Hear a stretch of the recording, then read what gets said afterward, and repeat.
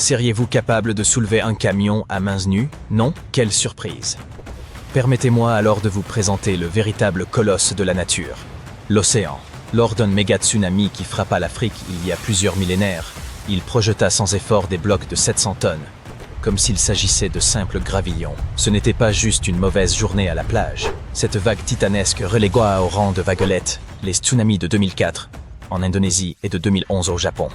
Pour mesurer l'ampleur de l'horreur que représentent déjà les tsunamis ordinaires, sachez que celui survenu au Japon en 2011 engendra des vagues atteignant 40 mètres. Celui de l'océan Indien en 2004, légèrement moins élevé avec ses 30 mètres, entraîna néanmoins plus de 2000 pertes humaines dans de nombreux pays. Imaginez maintenant quelque chose d'infiniment pire.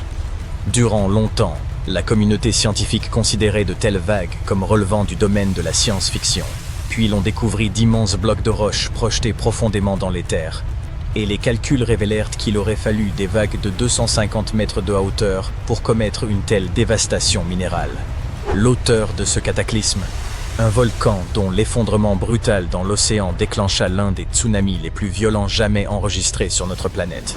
En règle générale, on attribue les tsunamis aux séismes sous-marins, ces affrontements colossaux entre plaques tectoniques. Mais les volcans possèdent eux aussi un potentiel destructeur redoutable. En 1883, le volcan indonésien Krakatoa entra en éruption durant 6 mois sans relâche, avant d'exploser. Une détonation si puissante qu'elle fut entendue jusqu'en Australie. Elle déclencha une série de tsunamis, dont certains culminèrent à près de 30 mètres. Et pourtant, ce cataclysme volcanique ne fut qu'une modeste mise en bouche face au déchaînement dantesque du méga-tsunami. À l'époque, le volcan à l'origine du désastre n'était pas simplement colossal. Il perdit un pan entier, 10 fois plus volumineux que le mont Everest. 10 Mont Everest. Comme si la Terre avait voulu expérimenter les conséquences d'un jet de montagne dans l'océan, par pur caprice. Lorsque tout un pan du volcan s'est affaissé dans l'Atlantique, l'onde générée aurait pu engloutir 3 fois la Statue de la Liberté. Elle a même balayé une île située à plus de 50 km de là. Le volcan responsable de cette scène digne d'une superproduction hollywoodienne n'était autre que le Pico do Fogo, niché, comme vous l'aurez deviné, sur l'île capverdienne du même nom. Cette île n'est, en réalité, qu'un immense volcan solitaire ayant émergé des flots grâce à un point chaud magmatique, une zone sous-marine où le magma s'échappe en quantité, formant des volcans. Au fil du temps, ce magma s'est refroidi et accumulé en couches successives, telle une pile de crêpes, jusqu'à ce qu'après 7 éruptions majeures, l'île surgisse à la surface, comme un diable dans sa boîte jaillissant des profondeurs. Et voilà, un volcan était né. Mais cette naissance spectaculaire portait en elle les germes d'une future catastrophe. Plus un volcan prend de l'ampleur, plus son poids devient écrasant.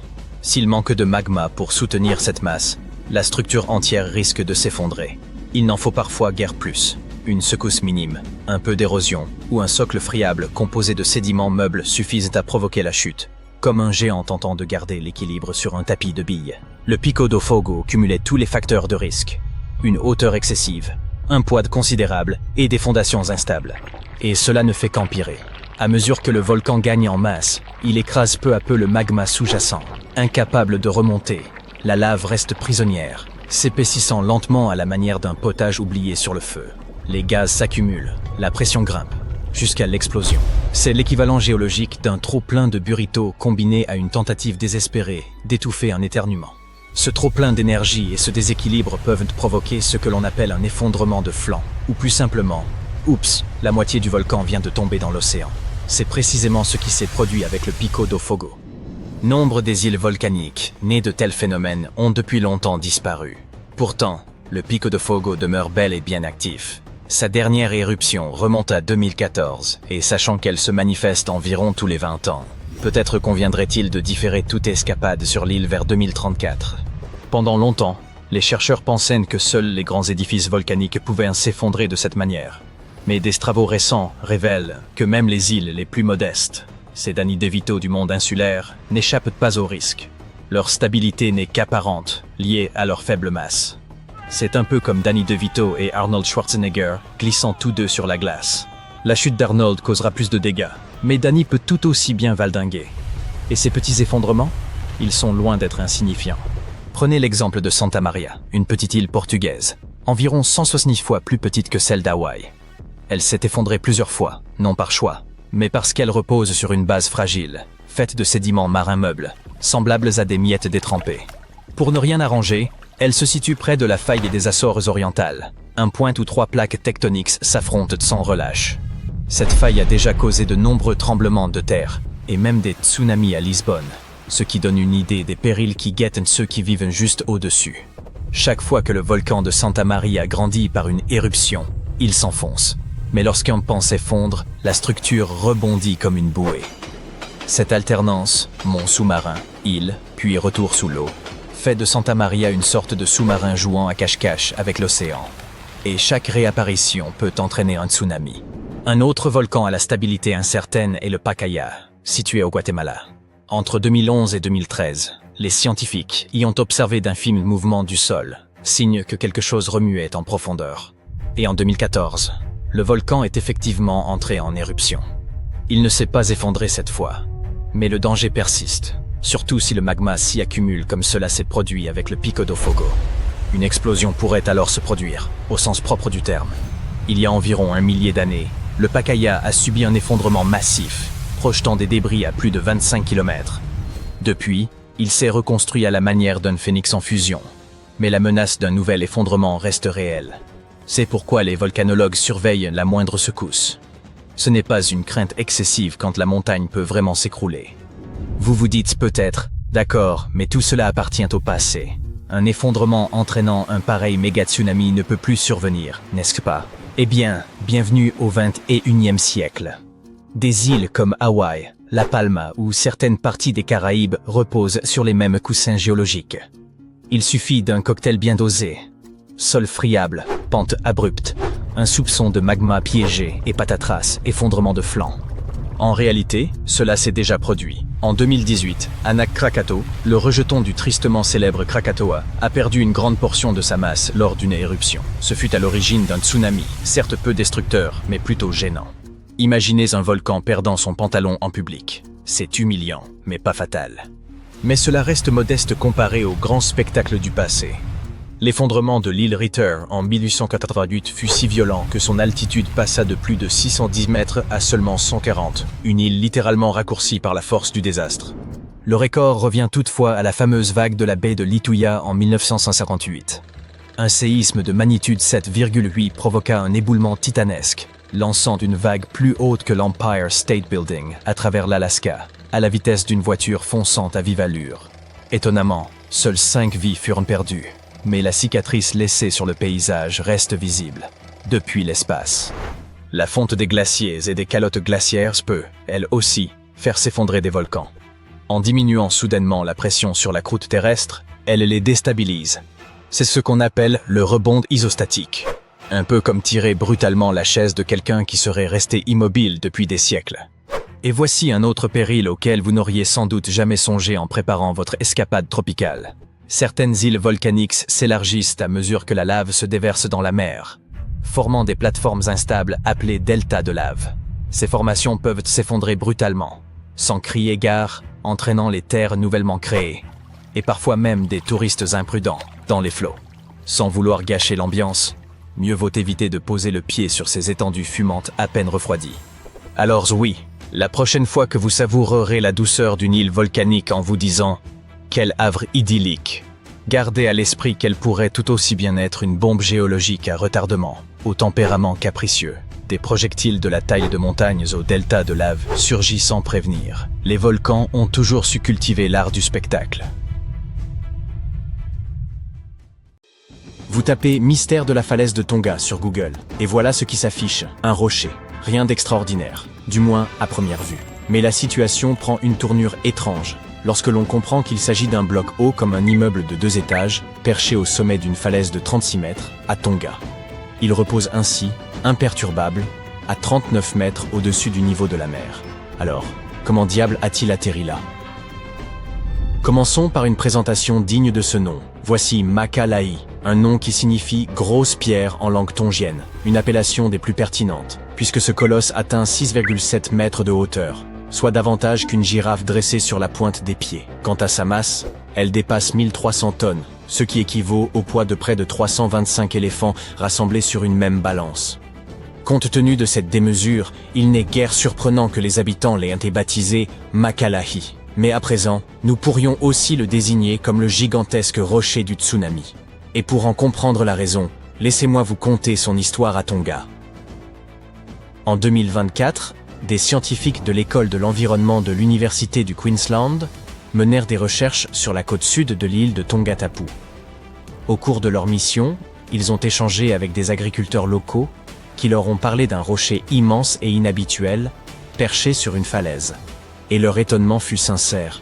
Comment un tel mastodonte avait-il pu se retrouver si loin à l'intérieur des terres, à quelques 200 mètres du bord de la falaise? De surcroît, le bloc était recouvert de végétation et cerné par la broussaille, signe manifeste de sa présence prolongée en ces lieux. C'est alors qu'une question capitale s'est imposée à eux. Mais d'où provenait ce rocher? Pour élucider ce mystère, l'équipe élabora un modèle en 3 dimensions du bloc et entreprit d'explorer le littoral. Après un examen rigoureux, ils identifièrent enfin le site d'origine possible. Un pan de falaise situé à plus de 27 mètres au-dessus du niveau de la mer. Très bien, la source a été identifiée, mais prenons un instant pour faire le point. La roche provenait à l'origine d'un emplacement situé à environ 30 mètres au-dessus du niveau de la mer. Elle se retrouve à présent à 39 mètres d'altitude. Cela représente un sacré écart. Certes, ce n'est pas comparable à l'ascension de l'Everest, mais tout de même, nous parlons ici d'un rocher. Il ne s'est pas équipé de cordes pour grimper là-haut tout seul. Ce qui nous ramène à cette question, comment un tel bloc a-t-il pu se retrouver là-haut? Selon toute vraisemblance, il aurait été déplacé par un tsunami. En effet, ce rocher pourrait constituer une preuve tangible et ancienne d'un pareil événement. Nous parlons ici de Tonga, un état insulaire de la Polynésie, situé en Océanie. Il est formé d'environ 170 îles, dont une trentaine seulement sont habitées. L'ensemble du territoire se divise en 3 principaux groupes insulaires, les archipels de Vavaʻu, Ha'apai et Tongatapu. Toute cette région repose précisément à l'intersection de 2 plaques tectoniques majeures, la plaque indo-australienne à l'ouest et la plaque pacifique à l'est. Elle s'inscrit dans la ceinture de feu du Pacifique, une vaste zone en forme de fer à cheval qui encercle le bassin océanique. Et s'il est une chose certaine à propos de cette région, c'est qu'elle fourmille d'une activité géologique intense.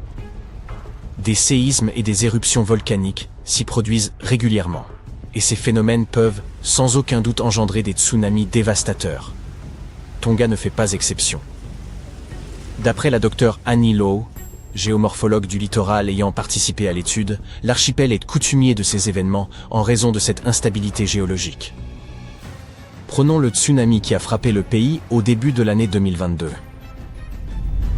Ce désastre a généré des vagues atteignant jusqu'à 20 mètres de haut, l'eau pénétrant presque 1 kilomètre à l'intérieur des terres. L'événement fut d'une telle violence qu'il provoqua la mort d'au moins 6 personnes.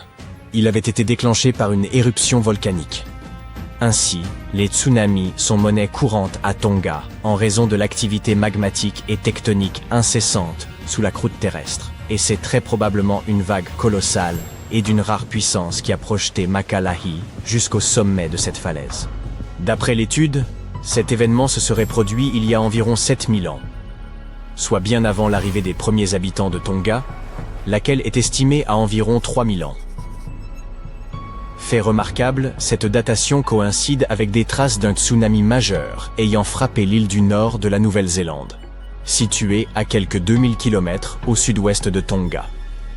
Les chercheurs tenaient leur hypothèse. Il leur fallait désormais la tester par des calculs concrets.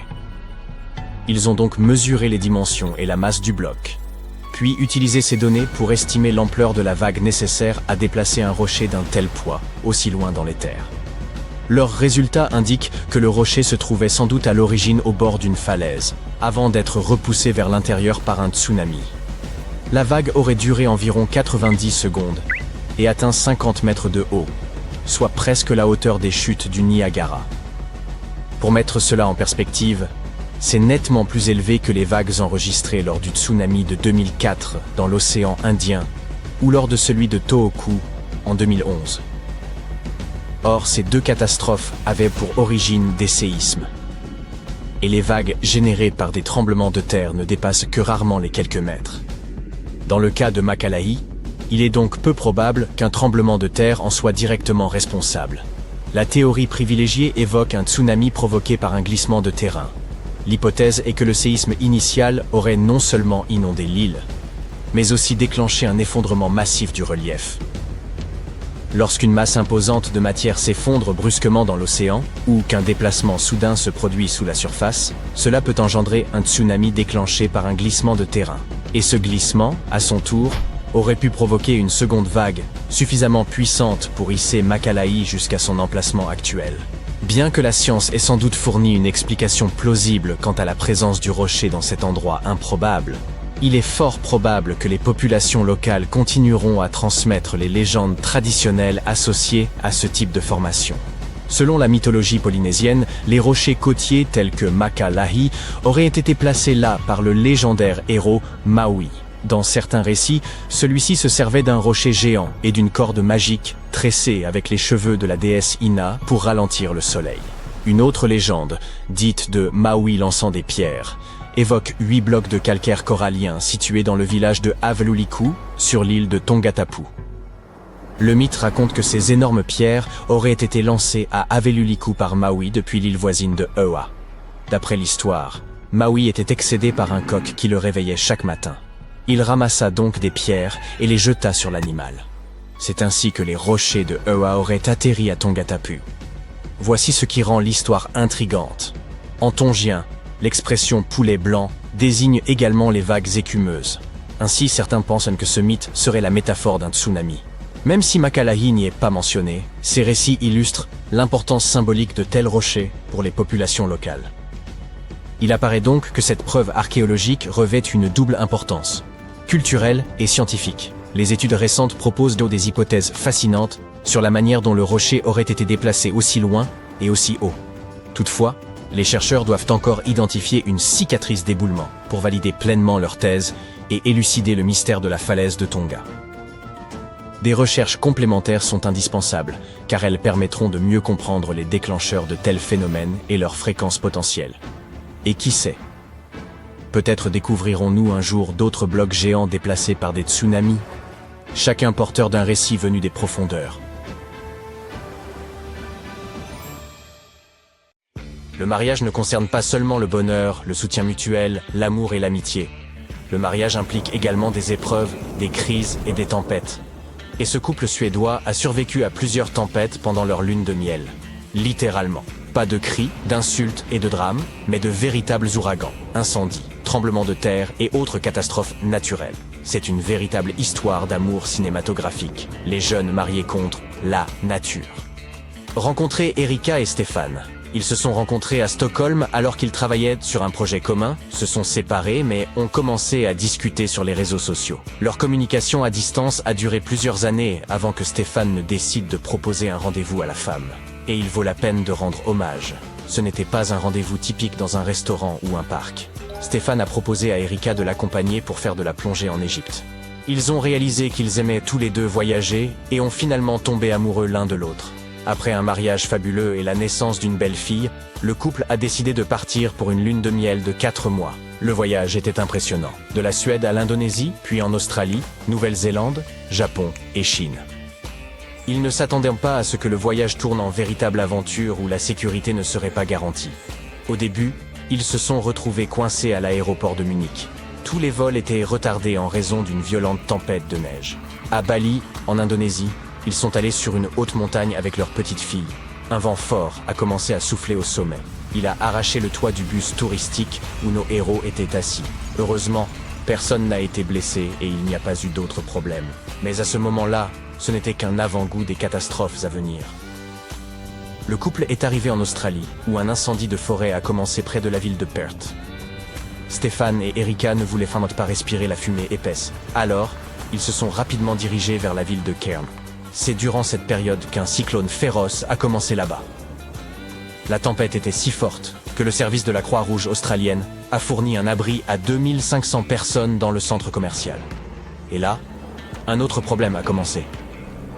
Imaginez 2500 personnes dans une grande pièce chaude sans électricité pendant qu'un ouragan fait rage dehors. Oh, et il n'y avait que 5 toilettes dans tout le bâtiment. À quel point pensez-vous que les gens étaient nerveux? Eric et Stéphane se souviennent que certains gars ont commencé à se battre à cause du stress. La tension montait, mais heureusement, les gardes du centre commercial ont gardé la situation sous contrôle. Incendie, ouragan, on dirait qu'il manque quelque chose. Oh oui, que diriez-vous d'un tremblement de terre? Le couple a fait face à 2 tremblements de terre pendant leur lune de miel, l'un d'eux ayant eu lieu au Japon en 2011. Ils ont traversé tout cela ensemble avec leur petite fille. Imaginez à quel point leur fille a été émerveillée par toutes ces aventures. Un tel voyage a renforcé leur mariage.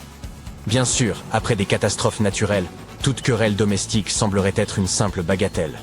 Erika a admis que dans les situations de crise, Stéphane justifiait pleinement sa confiance et se comportait comme elle l'avait espéré. Oh, comme c'est mignon! Et si nous créions des voyages pour les couples mariés qui envisagent de divorcer? Survivre ensemble à une tempête, un incendie, un tremblement de terre et une inondation, puis réfléchir à nouveau si vous devez vous quitter. Imaginez que vous ayez traversé plusieurs catastrophes naturelles tout au long de votre vie.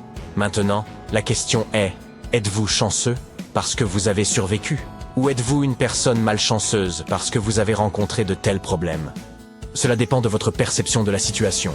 Par exemple, il y a une femme, Dinah Wyland, qui vit en Californie. Elle a survécu à plusieurs catastrophes tout au long de sa vie et continue de sourire. Et plus récemment, elle a fait face à une autre catastrophe, les incendies de forêt dans son état d'origine. Mais prenons les événements dans l'ordre. En 2005, Dinah Wyland vivait à la Nouvelle-Orléans. Et si quelqu'un ne le sait pas, cette année-là, l'ouragan Katrina a détruit de nombreuses maisons dans cette ville et d'autres. La maison de Dinah n'a pas fait exception. Selon elle, le rez-de-chaussée de la maison a été complètement inondé. Bien sûr, elle a dû tout abandonner et évacuer. Dinah et sa famille ont conduit jusqu'au Texas, chez un ami, pendant environ 20 heures. Un mois plus tard, l'ouragan Rita est arrivé là-bas, et Dinah et sa famille ont de nouveau évacué. C'était comme si la nature la suivait partout. Mais notre héroïne n'était pas du genre timide. Plusieurs années plus tard, elle a affronté une autre catastrophe, la Snowmageddon. C'était lorsque d'énormes quantités de neige froide et humide ont inondé les villes et les routes.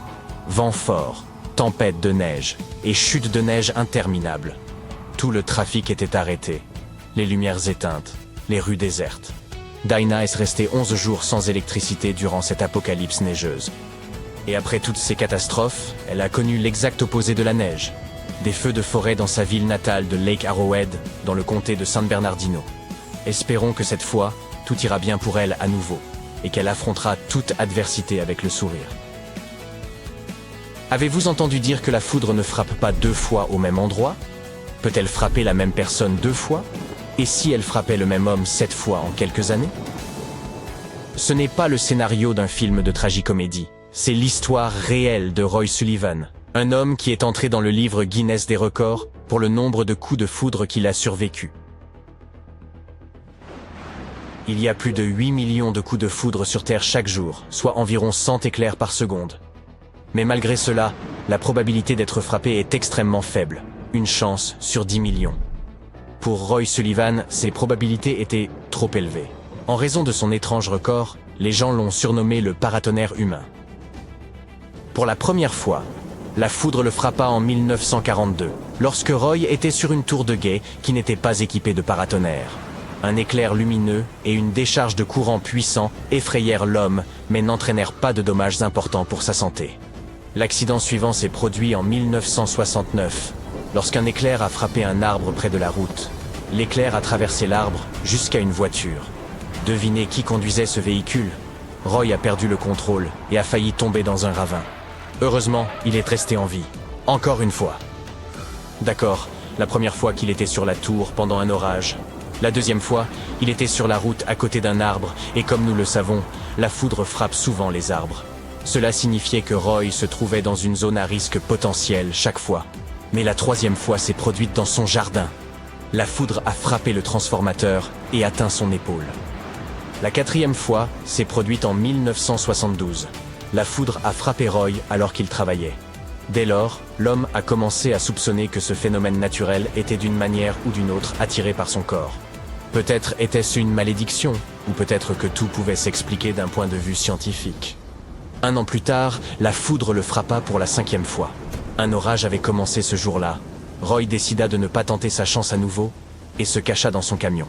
Ainsi, lorsque la tempête s'apaisa, Sullivan sortit de la voiture et bam! Une autre frappe de foudre.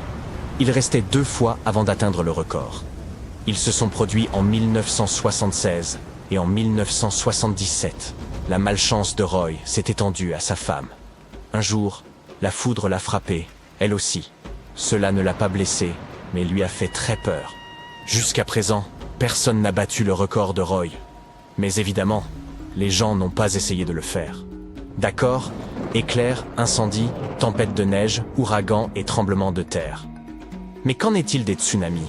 Malheureusement, il s'agit de l'un des désastres les plus terribles et dévastateurs sur la planète. Si vous y avez survécu, vous êtes assurément chanceux. Zarul Fwadi d'Indonésie a survécu 2 fois à ces catastrophes aquatiques dévastatrices. La première a eu lieu en Indonésie en 2004 et la seconde s'est produite quelques années plus tard lors d'un tremblement de terre au Japon. La deuxième fois, Zarul se trouvait dans un bâtiment au 3e étage et a ressenti une secousse. Il fut choqué et se souvint immédiatement du tsunami qu'il avait vécu auparavant. Le tsunami avait frappé la ville, mais notre héros et sa famille avaient survécu. Après cette double épreuve, il décida de retourner dans son pays natal, l'Indonésie. Malgré les événements terribles, Zarul regarde ce qui s'est passé avec calme. Une catastrophe peut arriver à n'importe qui à tout moment, mais cela ne signifie pas... Le manteau neigeux au-dessus de vous se scinde soudainement en deux, dévalant la pente glacée jusqu'à son point de repos bien en contrebas. Sur son passage, tout est broyé sous l'énorme masse de neige et de débris. Vous assistez à une avalanche, l'une des catastrophes naturelles les plus redoutables qui soient. Et si l'on vous parlait d'un autre type d'avalanche, tout aussi terrifiant que celui des montagnes, ce qui la rend particulièrement étrange, c'est qu'elle se produit sous l'eau. Les avalanches sous-marines sont des phénomènes naturels d'une puissance dévastatrice, souvent bien plus redoutables que les terrestres. Elles peuvent provoquer un chaos planétaire aux conséquences dramatiques. Le plus inquiétant, elles surviennent en permanence sous la surface des océans, invisibles, imprévisibles et extrêmement difficiles à mesurer. Ces avalanches sous-marines peuvent atteindre une ampleur 100 fois supérieure à celle des avalanches terrestres et menacent gravement les communications mondiales au point de potentiellement priver la planète entière d'Internet. Mais nous y reviendrons plus tard. Pour l'instant, remontons 60 000 ans dans le passé. Nous voici au large de la côte nord-ouest de l'Afrique, sur le point de découvrir l'ampleur et l'impact dévastateur d'une avalanche sous-marine titanesque. Elle a débuté par un simple glissement de terrain sous-marin dans le canyon d'Agadir. À l'origine, il ne s'agissait que d'1,5 km de matériaux. Cependant, cette masse a rapidement été multipliée par plus de 100 en traversant le fond de l'océan Atlantique. Au fur et à mesure que l'avalanche gagnait en vitesse et en volume, elle emportait avec elle du gravier, du sable, des roches et de la boue. Elle a creusé un sillon dévastateur à travers l'un des plus grands canyons sous-marins du monde, éradiquant toute forme de vie sur son passage. La puissance du flot destructeur était telle qu'il a érodé un segment de 400 km du canyon, creusant des centaines de mètres dans ses parois et endommageant une zone totale de 4500 km², soit plus de 3 fois et demi la superficie de New York. Quant à sa force, elle a projeté d'énormes blocs rocheux le long des parois du canyon, atteignant des hauteurs pouvant aller jusqu'à 130 mètres. Avant que les scientifiques ne mettent en évidence cet événement dévastateur, ils avaient largement sous-estimé l'étendue de la destruction causée par les avalanches sous-marines. Par ailleurs, ces catastrophes majeures peuvent se déclencher non seulement au large, dans les profondeurs océaniques, mais également à proximité des estuaires. Revenons au 14 janvier 2020 pour examiner cela de plus près. Un courant de turbidité, un flux rapide d'eau descendant chargé de sédiments, a parcouru plus de 1100 km depuis l'estuaire du fleuve Congo jusqu'aux abysses. Ce phénomène a été provoqué par 2 facteurs. Des inondations exceptionnelles le long du fleuve à la fin de décembre 2019 et des marées de printemps d'une ampleur inhabituelle. Cela a engendré une gigantesque avalanche de sable et de boue, dont le volume représentait 1/3 de tous les sédiments transportés annuellement par l'ensemble des fleuves de la planète. Cette avalanche a vu sa vitesse augmenter, passant de 5 mètres par seconde dans la partie supérieure du canyon du Congo à 8 mètres par seconde à l'extrémité du canal, à près de 1200 km du littoral. Ce trajet en a fait la plus longue avalanche de sédiments jamais mesurée sur Terre. 2 jours après son déclenchement, le flux atteignait les abysses. L'avalanche a sectionné 2 câbles de télécommunications sous-marins, ralentissant drastiquement la vitesse de transfert des données Internet dans toute l'Afrique de l'Ouest, du Centre et du Sud. Avant cela, les scientifiques jugeaient impossible de mesurer directement les avalanches sous-marines de grande ampleur. Toutefois, le flux de sédiments observé dans le canyon du Congo a permis de surveiller le phénomène, offrant aux chercheurs une meilleure compréhension du lien entre les grandes crues fluviales et les profondeurs océaniques. Ils ont également déterminé que la fréquence des avalanches sous-marines dépendait de la localisation de l'observateur. Les canyons sous-marins situés à proximité des embouchures des fleuves peuvent connaître plusieurs petites avalanches chaque année. En revanche, des systèmes éloignés des déversements fluviaux, comme le canyon d'Agadir, ne subissent qu'une avalanche titanesque tous les 10 000 ans environ. Vous vous interrogez peut-être sur les causes possibles d'une avalanche sous-marine. Les tremblements de terre, les typhons, les marées hautes, les crues fluviales et même les éruptions volcaniques peuvent en être responsables. De plus, avec le changement climatique, ces phénomènes deviennent de plus en plus fréquents et violents. Toutefois, la présence de ces déclencheurs ne garantit pas qu'une avalanche se produira ni n'en détermine l'ampleur. Prenons un exemple. En 1755, un puissant tremblement de terre a frappé la côte portugaise, dévastant Lisbonne et causant des dizaines de milliers de morts. Pourtant, cet événement n'a provoqué qu'une petite avalanche sous-marine. En revanche, en 1929, un séisme majeur au large de Terre-Neuve, au Canada, a déclenché la plus grande avalanche sous-marine jamais documentée. Le flux, se déplaçant à 70 km/h, a charrié des rochers, du sable et de la boue tout en rompant 11 câbles sous-marins. La puissance de l'avalanche a également généré un tsunami ayant entraîné la mort de 28 personnes le long des côtes. Les avalanches sous-marines sont invisibles car elles se produisent en profondeur, ce qui rend leur étude extrêmement complexe. Pourtant, leur compréhension est cruciale. Ces flux transportent des sédiments, des nutriments et même des polluants à travers les fonds marins, jouant un rôle essentiel dans les écosystèmes océaniques. Une équipe de chercheurs de Liverpool s'est alors lancée dans la résolution de ce mystère. Au cours des 4 dernières décennies, ils ont recueilli plus de 300 échantillons du fond océanique, en les associant à des données sismiques et bathymétriques. Autrement dit, à la cartographie des fonds marins, ils ont pu reconstituer une immense avalanche sous-marine, une première à cette échelle. Ce qui rend l'événement encore plus fascinant, c'est qu'il a débuté de manière relativement modeste avant de se transformer en une avalanche gigantesque, atteignant plus de 200 mètres de hauteur. Pour imaginer l'ampleur, pensez à une avalanche de la taille d'un gratte-ciel dévalant de Liverpool à Londres, creusant une tranchée de 30 mètres de profondeur et 15 km de large. Finalement, elle s'est étendue sur une superficie supérieure à celle du Royaume-Uni, recouvrant tout d'une épaisse couche de sable et de boue. C'est comme ensevelir un pays entier. Ces découvertes sont véritablement cruciales, car elles révèlent qu'un glissement de terrain sous-marin de faible envergure peut évoluer en un phénomène gigantesque et hautement destructeur. Mais le plus inquiétant, ce sont les câbles Internet sous-marins, essentiels aux communications mondiales. On dénombre plus de 550 câbles actifs sur les fonds marins, totalisant une longueur incroyable d'1 400 000 km, soit suffisamment pour entourer la Terre 35 fois. Lorsqu'une telle avalanche endommage des câbles sous-marins, les conséquences sont souvent catastrophiques et coûteuses. En 2006, un séisme à Taïwan a provoqué des avalanches sous-marines qui ont sectionné plusieurs câbles reliant l'Asie du Sud-Est au reste du monde. Cela a entraîné une perte de 90% du trafic Internet entre la Chine et les États-Unis au pic de l'événement. Taïwan, quant à elle, a subi des interruptions de trafic allant de 74 à 100% vers les îles voisines. Vous comprenez maintenant pourquoi il est essentiel d'en savoir plus sur ce phénomène naturel. Heureusement, des chercheurs de l'université Tulane ont trouvé un moyen de l'analyser en 3 dimensions. Jusqu'à présent, les études ne considéraient les avalanches sous-marines qu'en 2 dimensions, ce qui ne permettait pas de saisir pleinement leur comportement. Les chercheurs ont concentré leurs efforts sur l'interaction des flux sous-marins avec des mini-bassins, des formations naturelles sur le fond océanique semblables à des bols peu profonds. Malgré leur nom, ces bassins peuvent être vastes, atteignant jusqu'à 10 km², soit environ 2 fois la superficie de Central Park à New York. Lorsque des courants de turbidité pénètrent dans ces mini-bassins, ils ne s'immobilisent pas simplement. Au contraire, ils frappent la paroi opposée et reviennent sous forme de tourbillons, semblables au remous dans un cours d'eau. Ces mouvements tourbillonnants redistribuent les sédiments avant qu'ils ne se déposent. La taille du bassin et la vitesse du courant influencent fortement ce processus. Si le bassin est grand et le courant lent, il se remplit progressivement de sédiments. Mais si le courant accélère ou si le bassin est réduit, le flux déborde, s'étalant au-delà de ses limites.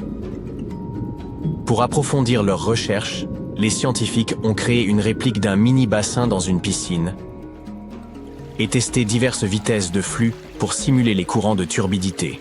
Ils ont même conçu des mélanges spécifiques de sédiments pour observer le comportement de particules de tailles diverses. Finalement, ils ont réussi à reproduire les conditions océaniques, mais à une échelle contrôlable et adaptée à leurs expériences. Fascinant, n'est-ce pas? Entre l'an 774 et l'an 775, la Terre a été frappée par une immense explosion de radiation.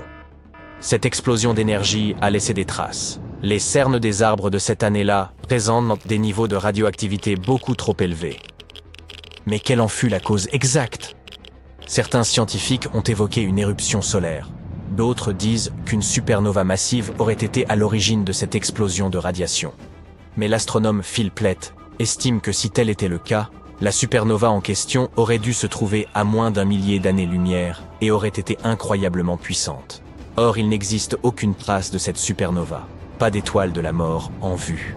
Après avoir examiné le carbone radioactif et le beryllium présents dans les cernes des arbres, les scientifiques ont écarté un certain nombre d'autres possibilités. Ils ont d'abord pensé à un choc entre des étoiles à neutrons ou entre une étoile à neutrons et un trou noir.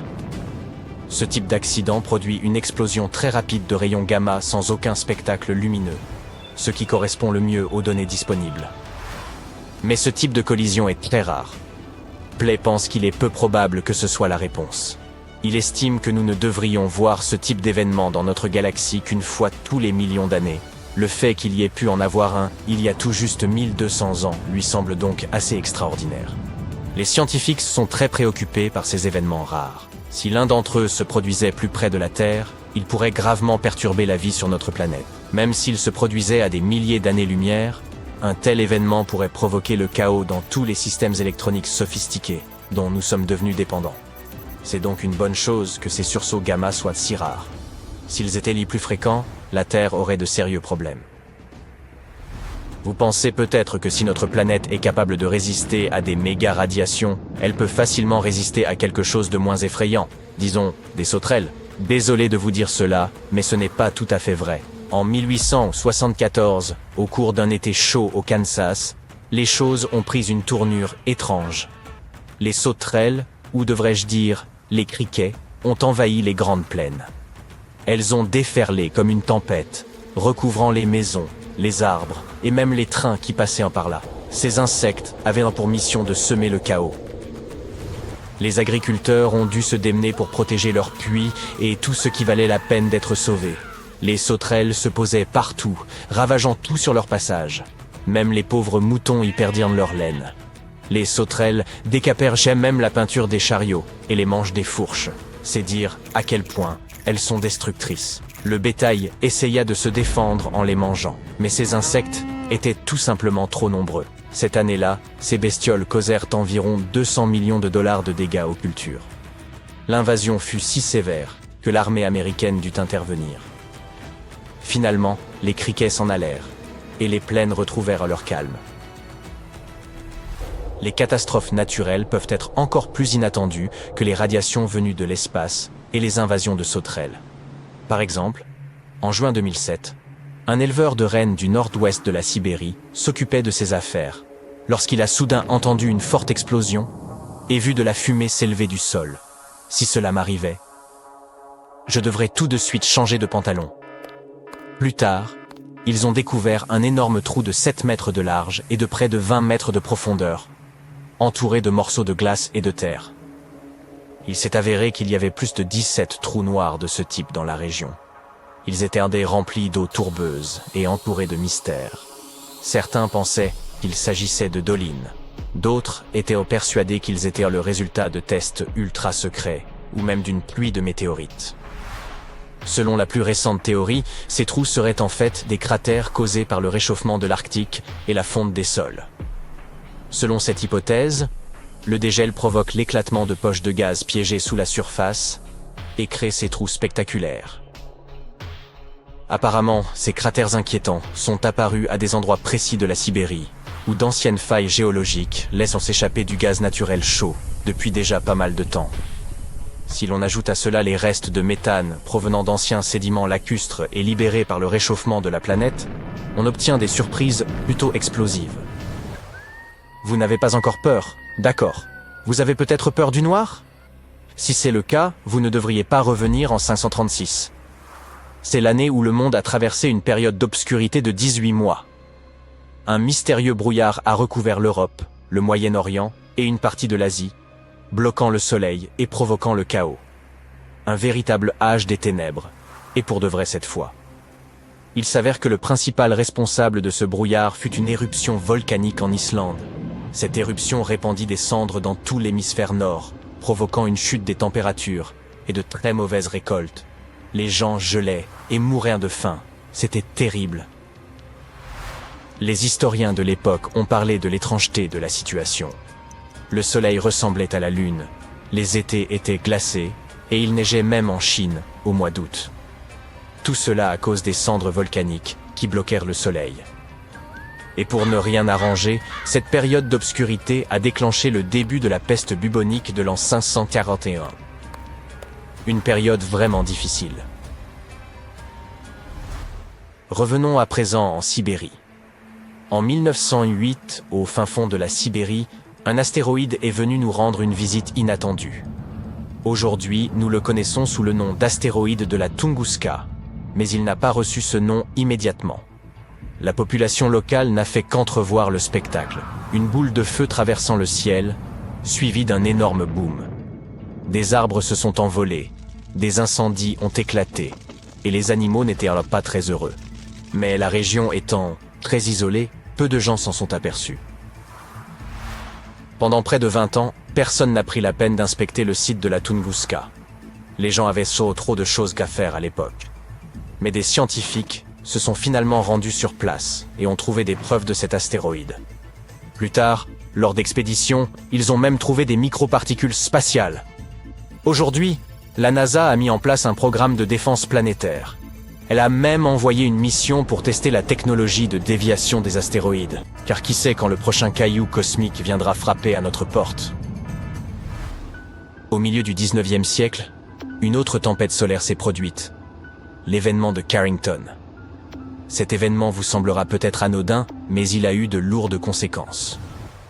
Le lendemain de la tempête, la Terre a été frappée par un violent orage géomagnétique qui a détraqué les télégraphes et fait apparaître des aurores sous les tropiques, là où elles n'apparaissent jamais normalement. Il s'avère que toute cette folie météorologique a commencé par des phénomènes étranges à la surface du Soleil, des taches solaires par exemple. Ces taches sont à l'origine d'éruptions et d'autres phénomènes électromagnétiques qui peuvent perturber notre technologie. Les tempêtes solaires massives comme celle-ci peuvent jaillir du Soleil, à des vitesses allant jusqu'à 2900 km par seconde. Elles peuvent contenir des milliards de tonnes de matière solaire, ainsi qu'un petit champ magnétique sournois qui adore perturber le champ magnétique terrestre lorsqu'il le rencontre. Maintenant écoutez bien, nous nous rapprochons du prochain maximum solaire, qui aura lieu en 2025. Il est donc temps de consulter l'historique des pires tempêtes solaires, comme l'événement de Carrington, et de faire bien attention. Imaginez qu'une tempête de ce type se produise aujourd'hui, l'apocalypse sur les réseaux. Les entreprises seraient mises hors ligne et nous serions confrontés à de graves dégâts. Heureusement, ces méga-tempêtes solaires ne se produisent pas très souvent. Mais la météo de l'espace étant difficile à prévoir, qui sait quand la prochaine surviendra? Vous avez vu un bon film d'horreur récemment? Si vous êtes fan de ce genre, vous savez apprécier une bonne intrigue. Et si je vous disais qu'il n'y a pas meilleur scénariste que Mère Nature? Les catastrophes de l'Antiquité étaient plus effrayantes que n'importe quel film d'horreur d'aujourd'hui. Des tsunamis aux éruptions volcaniques. Vous serez choqués par l'ampleur de ces événements. La catastrophe naturelle qu'il faut absolument éviter, c'est le tsunami. Ces gigantesques murs d'eau déferlent sur les côtes et emportent tout sur leur passage. Et ils ne datent pas d'hier. Les scientifiques ont pu établir une chronologie à partir de quelques traces laissées par les plus grands tsunamis. Dans le nord du Chili, un gros rocher se dresse au-dessus de l'océan Pacifique. Derrière lui, un désert à perte de vue. Cette pierre de 44 tonnes n'a rien à faire ici. C'est le résultat d'un tsunami. Des vagues de la hauteur d'un immeuble de 6 étages ont transporté des blocs rocheux comme des cailloux. Les chercheurs estiment que ce phénomène s'est produit en 1420. Mais comment peuvent-ils le savoir? Au XVe siècle, il n'y avait pas de documents écrits dans la région. Mais les détectives se sont mis au travail. Les archéologues ont découvert qu'à peu près à la même époque, un tsunami s'est produit au Japon, de l'autre côté de l'océan Pacifique. Le sol a tremblé au large des côtes chiliennes. C'est ainsi que le tsunami a été créé. La vague a ensuite parcouru près des 2/5 de la circonférence de la Terre. Un tsunami vraiment infatigable. Mais ce n'était pas un événement isolé. Des indices suggèrent qu'un événement similaire s'est produit il y a 3800 ans. À cette époque, les peuples anciens avaient décidé d'abandonner leur village côtier. Ils se déplaçaient vers l'intérieur des terres. Comment savaient-ils qu'il était temps de partir? Il existe des traces d'érosion causées par de forts courants, signe révélateur d'un ancien tsunami. Comme vous l'avez appris dans vos manuels scolaires, l'oxygène représente 21% de l'air que nous respirons. Mais il n'a pas toujours fait partie de l'atmosphère terrestre. Il n'y avait pas d'oxygène pendant toute la première moitié de la vie de notre planète. À l'époque, le dioxyde de carbone et le méthane étaient les principaux composants de l'atmosphère. Oui, ce même CO2 qui fait pétiller nos boissons. Mais l'autre gaz n'est-il pas dangereux? Eh oui, et le méthane est inodore. C'est la raison pour laquelle il n'y avait pas de vie sur Terre il y a des milliards d'années. Comment sommes-nous passés du méthane à l'oxygène? Les cyanobactéries ont fait leur apparition. Ce groupe de microbes a commencé à évoluer il y a environ 2,7 milliards d'années. Ces micro-organismes connaissent la photosynthèse, c'est-à-dire la transformation de la lumière du soleil en énergie. Ils convertissent la lumière du soleil en énergie. Et quel est le sous-produit de ce processus? Vous l'avez deviné, l'oxygène. Rapidement, il a commencé à se répandre de l'eau vers l'atmosphère. Là, il s'est mêlé au méthane, et avec le temps, il l'a complètement remplacé. Les scientifiques ont baptisé ce processus la grande oxydation. Mais en quoi cela peut-il être mauvais? Après tout, c'est grâce à cela que nous sommes en vie. Tout cet oxygène a empoisonné les organismes anaérobies. Et non, il ne s'agit pas là de formes de vie qui séchaient leur cours d'aérobic et de pilates. Ce terme signifie simplement que ces micro-organismes n'ont pas besoin d'oxygène pour se développer. Trop d'oxygène, et c'est la mort assurée. Et c'est précisément ce qui s'est produit. Les scientifiques ont décrit un phénomène de saturation en oxygène qui a modifié l'atmosphère terrestre pour toujours. La disparition de la plupart des organismes anaérobies est un des premiers cas d'extinction. Ils n'aimaient pas l'atmosphère de l'époque et ont décidé de se retirer. Mais voyez le bon côté des choses. Ils ont fait de la place pour les humains qui, eux, adorent l'oxygène. Direction la Turquie. Non, pas les stations balnéaires que les touristes visitent en été, mais la région d'Anatolie, dans le sud-est du pays. On trouve à Göbekli Tepe les temples les plus anciens du monde. Ils remontent à la période néolithique. Les scientifiques y ont trouvé un pilier de pierre qui raconte l'histoire d'une ancienne catastrophe. Ils supposent que ce pilier est commémoratif. Aujourd'hui encore, l'homme construit des structures similaires pour marquer un événement important. Le Washington Memorial en est un exemple. Il a été construit en l'honneur du premier président américain. Mais ce pilier en Turquie ne commémore pas un événement heureux. Les scientifiques pensent qu'il témoigne d'un événement dévastateur, une comète venue s'écraser sur Terre. L'événement a dû être terrible. Le monument comporte également d'autres signes. Ces symboles correspondent à la configuration des étoiles du ciel nocturne de l'année 1950 avant notre ère. Cette date a stupéfié les chercheurs, car elle correspondait à leurs recherches antérieures sur un échantillon de carottes de glace au Groenland. Ils avaient découvert qu'un fragment de comète avait heurté notre planète à peu près à la même époque. Le site archéologique était peut-être un ancien observatoire. Et ceux qui y travaillaient ont été témoins d'un événement cataclysmique. L'impact a dû être si puissant qu'il a modifié l'axe de rotation de la Terre. Il s'agit du pôle imaginaire qui traverse notre planète de haut en bas. Cette ancienne comète a dû être très puissante pour déséquilibrer la Terre entière. Avez-vous entendu parler de la ville de Tal el-Hammam dans la vallée du Jourdain? La raison pour laquelle vous répondez probablement par la négative est que cette ville n'existe plus aujourd'hui. Elle a complètement disparu vers l'an 1650 avant notre ère. Elle était l'une des 3 villes principales de cette partie du Moyen-Orient. Ensemble, ces 3 villes avaient une population supérieure à celle de Palm Springs aujourd'hui. À l'époque, Tal el-Hammam était une métropole. Elle possédait même des gratte-ciel, des immeubles de 5 étages construits en briques crues. Mais les archéologues ont découvert d'étranges marques sur ces briques. Les briques avaient fondu sous l'effet de températures élevées. Au feu. Une catastrophe avait provoqué un incendie majeur. Les découvertes archéologiques nous ont permis de connaître la cause de ces dégâts, un caillou venu de l'espace. Mais alors, où est le cratère? Cette comète ou cet astéroïde n'a jamais atteint le sol. Il s'est désintégré avant car il se déplaçait à très grande vitesse. On appelle ces événements des explosions aériennes. La plus grande explosion de météores observée s'est produite à Tunguska, dans le nord de l'Asie, en 1908. Les scientifiques estiment que l'explosion de Tal el-Hammam s'est produite à 4 km au-dessus de la ville. Cet événement a libéré énormément d'énergie. La température de l'air a rapidement atteint 2000 degrés Celsius. C'est assez chaud pour que le tissu et le bois s'enflamment en un instant. Les briques de terre crues et le métal commencent à fondre lorsqu'ils sont exposés à pareille chaleur. C'est ce qui expliquerait les indices découverts par les scientifiques. Mais il y a eu une autre découverte, du sel. L'événement a été si puissant qu'il a répandu du sel dans toute la région de la mer Morte. Tout agriculteur vous dira qu'un sol salé ne fait pas bon ménage avec les cultures. Les gens ont commencé à quitter la zone, ils ne pouvaient plus rien cultiver. Imaginez une île de village blanc entourée d'une mer bleu saphir.